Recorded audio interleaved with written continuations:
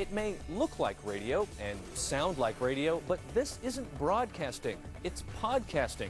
Find out what it can do for you. By now you've seen those ubiquitous white headphones, but iPods and other portable devices are not just music to the ears. You can now download talk shows. Podcasting offers quirky personal shows that you listen to whenever you want.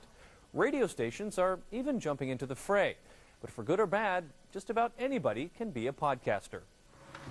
Welcome to Grape Radio, where enthusiasm for wine gets personal. Grape Radio has mics and a mixing board, all of the telltale signs of a radio station, except for one minor detail. Grape Radio is not actually on the radio. The magic of the fact that once somebody puts a show up, it's automatically downloaded to your computer, I just really found compelling. Meet Brian. This is sweet.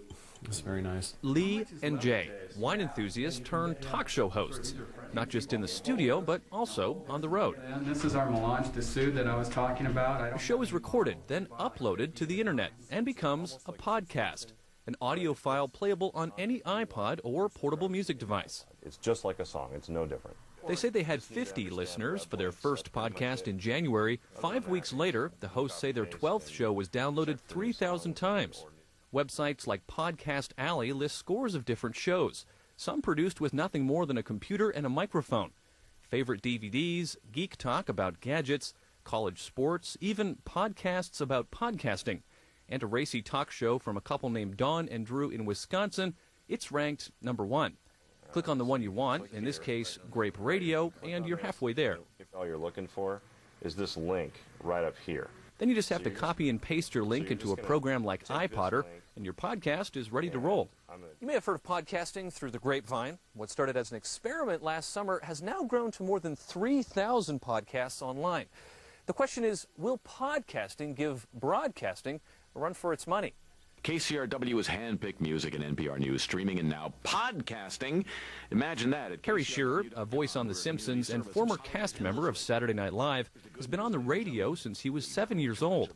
His weekly broadcast is now also a podcast. There's a certain sadness to me that the broadcasting model we've known is dissolving. I think radio stations have to, and broadcasters generally have to chase the audience. You know, the audience is moving to different technologies that are more convenient.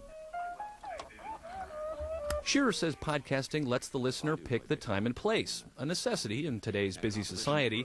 But the quality of podcasts, well, Shearer says the jury is still out. What podcasting reminds me of is blogging 5 years ago, which started out as a very personal form of communication via the internet and has now become a medium for its practitioners to declare their own self-importance. Hilbus from Holland, hello! Back at Grape Radio, the guys say they just want to declare their passion for wine and have fun hobbying as talk show hosts. It's a blast. It is an absolute blast. Perhaps it's the 21st century equivalent of ham radio, talking to the void just to see if anyone can hear you. Well, if a mobile phone offers features that people want,